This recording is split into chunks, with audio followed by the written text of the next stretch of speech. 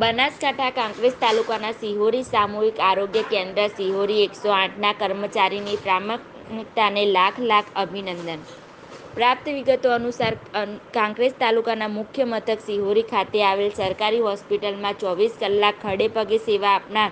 108ની ટીમે કિસ્સો બિરાદવા લાયક તો ખરો પણ સાથે સાથે અભિનંદનને પાત્ર છે.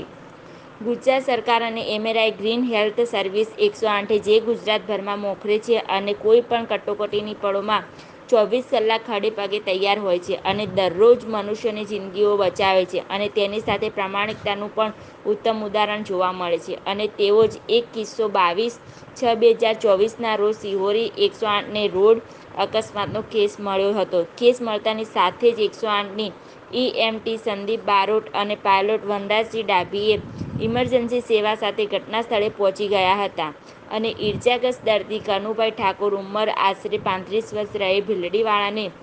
સારવાર દરમિયાન તપાસતા માલુમ પડ્યું હતું કે તેમને પગે અને માથાના ભાગે ગંભીર ઇજા થઈ હતી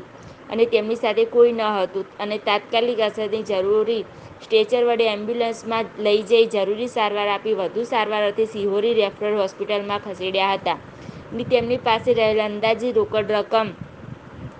1,18,000, મોબાઈલ ફોનની કિંમત અંદાજિત 10,000 એમ કુલ મળીને રૂ. 1,28,000ના રૂપિયાનો મુદ્દામાલ તેમજ એક્ટિવાની ચાવી સાથે અગત્યના ડોક્યુમેન્ટના બધી જ વસ્તુઓ તેમના ભાઈ અશ્વિનભાઈને સિહોરી રેફરલ હોસ્પિટલ ખાતે પરત કર્યા હતા અને અશ્વિનભાઈએ જણાવ્યું હતું કે 108 એમ્બ્યુલન્સની ઉત્તમ સારવારની સાથે પ્રામાણિકતાની ફરજ બજાવી છે તે બિરદાવવા લાયક છે અને 108 ટીમના આભાર વ્યક્ત કર્યો હતો અને અભિનંદન પાઠવ્યા હતા અને ઇજાગ્રસ્ત કનુભાઈ ઠાકોરને વધુ સારવાર અર્થે ડીસા ખાતે ખસેડવામાં આવ્યા હતા.